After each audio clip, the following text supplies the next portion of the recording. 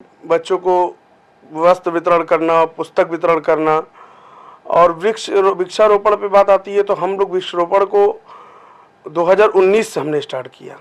2019 में जब हमने देखा कोरोना काल आ रहा है और भी तमाम तरह के वायरस आ रहे हैं, तो हमने वृक्षारोपण का स्टार्ट किया शिवाजी नगर कॉलोनी से। संस्था का नाम आते ही लोग को दिमाग में आता है अरे ये फ्रॉड होता है। एनजीओ, कुछ लोगों ने एनजीओ का नाम फ्रॉड में ला रखा है।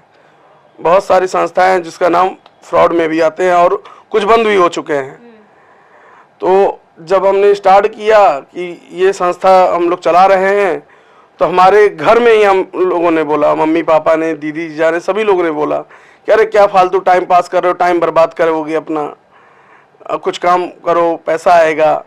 और साथ में हमने जो भी हमारी टीम ने तैयार किया था, टीम के ही कुछ लोगों ने हमें छोड़ के चले गए। फंडिंग के लिए हम लोगों को बहुत मेहनत करना पड़ता है। और फंडिंग तो पहला फंडिंग हम लोगों का खुद का सदस्यों का होता है। और क्योंकि सदस्य सारे जितने भी हैं इतना नहीं दे सकते हैं कि फंडिंग सब कार्यक्रम हो पाए। फंडिंग के लिए हम लोग, जो हमारे बड़े भाई लोग हैं, व्यापारी लोग हैं, उन लोगों के पास जाया जाता है जो परिचय के लोग हैं। उनसे बोला जाता है, जैसे हमारे अभिषेक गुप्ता जी हैं, उमेश अग्रहरी जी हैं, नितेश शुक्ला जी हैं, सचिन गुप्ता जी हैं, विवेक वर्मा जी हैं। ऐसे तमाम हमारे पास व्यापारी लोग हैं जो भैया लोग अपना सहयोग हमें देते हैं हमारे कार्यों को देखते हुए। हिंदुस्तान में 125 करोड़ रहते हैं और इन सब की सिर्फ एक समस्या है, और वो समस्या है इस वक्त ग्लोबल वार्मिंग की। पर्यावरण को हम लोग कैसे संरक्षण दे रहे हैं और खास तौर पर हमारी जिंदगी किस तरीके से एसी के तौर पर काम करने लगी है, इसको देखकर सरकारें काम कर रही हैं, हर प्रदेश की सरकारें काम कर रही हैं, लेकिन कुछ युवा भी हैं जो अब इनसे जुड़ते नजर आ रहे हैं। हमारे साथ अंकित गुप्ता बैठे हैं, राइजिंग वेलफेयर सोसाइटी कि इनके अंडर आती है। इन्होंने एक प्लेटफॉर्म बनाया जिसमें खास तौर पर हम अगर बातचीत करें मदद करने की, लेकिन इन सब के बीच जो सबसे खास जो चीजें हैं इस वेलफेयर सोसाइटी की, राइजिंग वेलफेयर सोसाइटी की, वो खास बात ये है कि इन्होंने सोचा पर्यावरण को लेकर के, इन्होंने सोचा वृक्षारोपण को लेकर के, और खास तौर पर सोचा कि वृक्षारोपण तो बहुत सारे लोग कर रहे हैं लेकिन संरक्षण कौन दे रहा है। जी हाँ, संरक्षण दे रहे हैं हमारे साथ बैठे अंकित। बात कर रही थी वृक्षारोपण को लेकर के, ग्लोबल वार्मिंग को लेकर के, पर्यावरण को लेकर के, लेकिन संरक्षण की बात कोई नहीं करता है। इस वक्त गोरखपुर में आपने एक प्लेटफॉर्म शुरू किया है राइजिंग वेलफेयर सोसाइटी के नाम से, जिन्होंने ना सिर्फ वृक्षारोपण के बारे में सोचा बल्कि संरक्षण देने के लिए भी सोचा। इस तरीके का आइडिया कब आता है और अचानक से, क्योंकि आप खुद बहुत युवा हैं, युवा के तौर पर ये आइडिया कैसे आया? हमारी संस्था 2017 से आई है। हम लोग इसके पहले भी लगातार काम किए हैं, 2015-16 में भी, जिसमें हमारे पास कोई प्लेटफॉर्म नहीं था। 2017 में हमने राइजिंग वेलफेयर सोसाइटी के नाम से एक संस्था रजिस्ट्रेशन कराया, और उसके बाद हम लोगों ने तमाम तरीकों पे काम किया, जैसे वृक्षारोपण, महिला सशक्तिकरण और ज़रूरतमंदों की मदद करना, जिसमें हम सभी लोगों ने कंबल वितरण करना स्टार्ट किया और भोजन कराना स्टार्ट किया। बच्चों को शिक्षा देने पे काम किया गया। ट्रांसपोर्ट नगर में एक पीछे अमृत मंडी के पास एक जगह है जहाँ झुग्गी झोपड़ी में लोग रहते हैं, वहाँ पे बच्चों को पढ़ाया भी जाता है और वहाँ पे सारे कार्यक्रम भी होते हैं। बच्चों को वस्त्र वितरण करना, पुस्तक वितरण करना। और वृक्षारोपण पे बात आती है तो हम लोग वृक्षारोपण को 2019 से हमने स्टार्ट किया। 2019 में जब हमने देखा कोरोना काल आ रहा है और भी तमाम तरह के वायरस आ रहे हैं, तो हमने वृक्षारोपण का स्टार्ट किया शिवाजी नगर कॉलोनी से। वृक्षारोपण का हमने उस समय अभियान चलाया था, हर घर वृक्ष रोपण अभियान। तो घर घर जाकर वृक्षारोपण हमने किया, और जिसका भी घर था उसको जिम्मेदारी दिया हमने कि इस वृक्ष को आप बड़ा करिए और आने वाले 1 साल में आपको हम लोग सम्मानित करेंगे। जिसका भी वृक्ष होगा उस हिसाब से उसको आपको सम्मानित किया जाएगा। 1 साल बाद हम लोगों ने गया, कुछ जिस घर में वृक्ष पौधा वृक्ष बन गया, उस घर को सदस्य को हमने एक सदस्य को सम्मानित किया, चाहे वो महिला हो चाहे पुरुष हो। वृक्ष का संरक्षण हुआ और फिर हम लोगों ने 15 अगस्त आया, उसके वहाँ पे हमने इंदिरा बाल विहार पे वृक्षारोपण वितरण किया, वृक्ष वितरण किया लोगों को। वो वृक्ष वितरण में संरक्षण की जिम्मेदारी नहीं आती है सर। अगर क्यों भाई कौन लेके जा रहा है ये नहीं पता चलता है। फिर भी हम लोगों ने प्रोग्राम आपने कर दिया। अच्छा, ये जो राइजिंग वेलफेयर सोसाइटी है, आपने कहा 2019 से हमने वृक्षारोपण के तहत काम करना शुरू किया, लेकिन उससे पहले 2017 से भी पहले आप समाज सेवा में लगे हुए थे। अभी 17 से लेकर के, क्योंकि आपका रजिस्ट्रेशन इस राइजिंग वेलफेयर सोसाइटी का तब हुआ, अब तक 2024 की तक बात कर रही हूँ, कितने लोग जुड़े हुए हैं इस संगठन से और क्या सफर रहा है इस वक्त? सफ़र बहुत कठिन सफ़र रहा है हम लोगों का, क्योंकि संस्था का नाम आते ही लोग को दिमाग में आता है अरे ये फ्रॉड होता है। एनजीओ, कुछ लोगों ने एनजीओ का नाम फ्रॉड में ला रखा है। बहुत सारी संस्थाएं हैं जिसका नाम फ्रॉड में भी आते हैं और कुछ बंद भी हो चुके हैं। तो जब हमने स्टार्ट किया कि ये संस्था हम लोग चला रहे हैं, तो हमारे घर में ही हम लोगों ने बोला, मम्मी पापा ने, दीदी जाने, सभी लोगों ने बोला कि अरे क्या फालतू टाइम पास कर रहे हो, टाइम बर्बाद करोगे अपना, कुछ काम करो, पैसा आएगा। और साथ में हमने जो भी हमारी टीम ने तैयार किया था, टीम के ही कुछ लोगों ने हमें छोड़ के चले गए, संस्था को छोड़ के चले। मेरा टाइम खराब हो रहा है, टाइम भी खराब हो रहा है और उनका पैसा लग रहा है। पैसा ना देने के कारण और टाइम खराब होने के कारण वो लोग चले गए। फिर हमने हिम्मत नहीं हारा, फिर संस्था को चलाते रहा और धीरे धीरे करके फिर 2-4 लोग हमारे साथ जुड़े, जिसमें संदीप वर्मा जी हैं, संजय पासवान जी हैं, धीरज प्रजापति जी हैं और भी संदीप राय जी हैं, अभिषेक गुप्ता जी संरक्षक हैं संस्था के। सारे लोग जुड़े, फिर संस्था अपने आप में मजबूत हो गई और फिर युद्ध स्तर पे हम लोगों ने काम किया।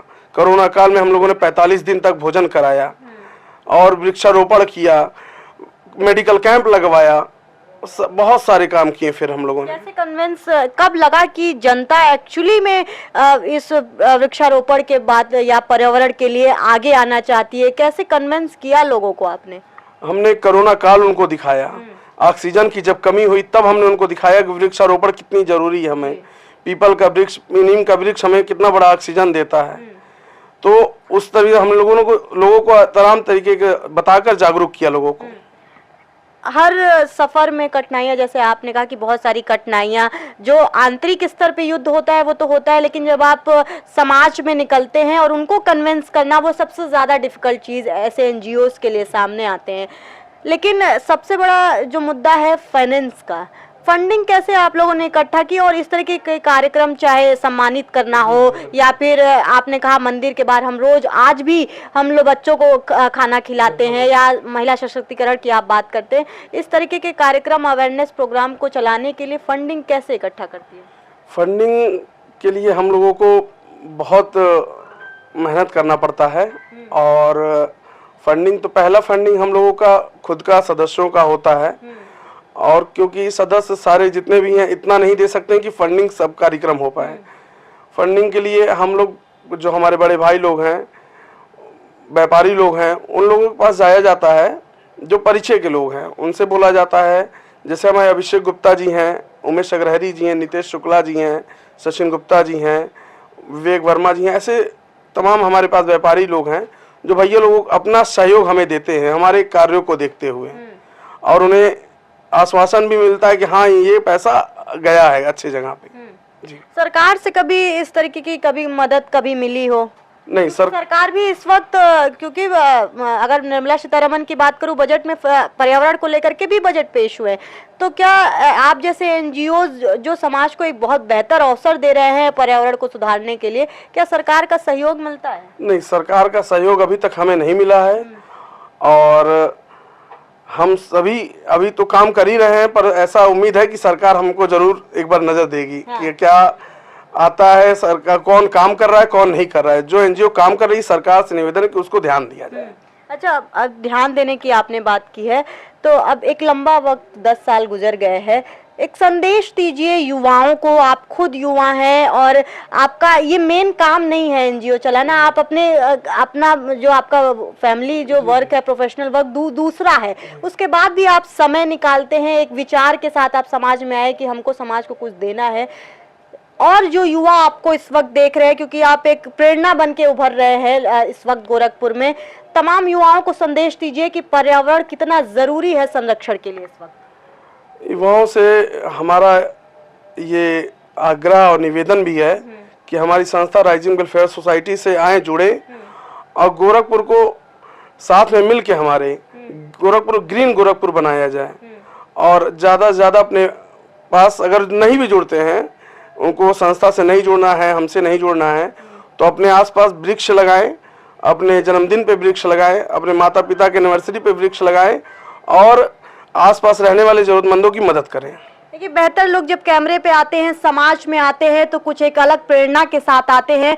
जब अंकित ने शुरू किया था 2017 के पहले से शुरू किया था, हालांकि राइजिंग वेलफेयर सोसाइटी 2017 में जब रजिस्टर हुई तो एक कारवा चला था, और कारवा ये शून्य से शिखर तक का सफर किसी भी एनजीओ की जब आप बात करते हैं तो चलता है, लेकिन प्रेरणा जब अंकित जैसे लोग बनते हैं तो समाज में ये आईना दिखाया जाता है कि कोई भी वर्ग हो, चाहे पर्यावरण की बात करते हैं, चाहे महिला सशक्तिकरण की बात करते हैं, चाहे बुजुर्ग लोगों की बात करते हैं, तमाम चेहरा आप बन सकते हैं। और जब इन्होंने कहा कि जुड़िए जरा, क्योंकि गोरखपुर को एक ग्रीन गोरखपुर, हरित क्रांति की हमने बहुत सालों पहले बात की थी, एक बार वापस से उसी तरफ चलने की जरूरत है, क्योंकि हिंदुस्तान जल रहा है। अभी 2 दिन पहले की रिपोर्ट आपको बताओ कि जितनी गर्मी है उसी हिसाब से ठंड भी पड़ने वाली है। तो अब जिस तरीके से ये वेदर काम कर रहा है, ऐसे अंकित जैसे तमाम चेहरों की जरूरत इस वक्त हिंदुस्तान को है। मैं थी आपके साथ यशस्वी, आप देखते रहिए एनबी भारत। यही हमारा स्टार डिजर्ट। डन बेटा। बाय द वे, ये देख, तुम्हें शादी के बाद देने वाली थी, पर अभी सही है। It's really beautiful aunty. और ये रिसेप्शन पे। आंटी मैं अभी ट्राई करके आऊँ? भाभी आपने तो इसे बेटी बना लिया, लेकिन ये तो अभी भी आंटी पे अटकी है। फॉर्मेलिटी के लिए तो सब माँ कहते हैं, लेकिन जब ये बोलेगी दिल से बोलेगी। क्या हुआ बेटा, कुछ भूल गई? हाँ, आपको थैंक यू कहना माँ।